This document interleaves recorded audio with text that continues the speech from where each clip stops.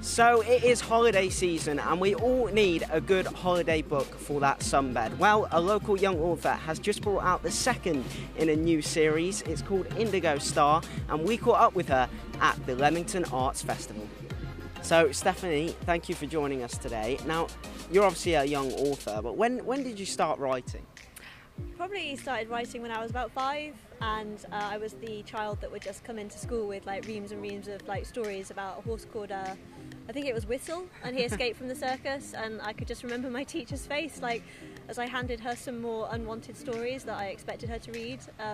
But I've always loved stories. I used to go into the library and get all the books out on my card and my mum's card, and then just take them home and sit there reading. So I think it was a natural progression to start sort of getting very aspirational for my own writing abilities, and started writing whole books even when I was very young. So yeah, it's always been sort of something there in the background of my life, and it's finally come right to the front. So yeah, you've got 2 books there Yeah. in a series, 2 books out, but you've written more than 2 books already, haven't you? A lot more. Yeah, so that's book 1, Indigo Lost, and book 2, Indigo Star.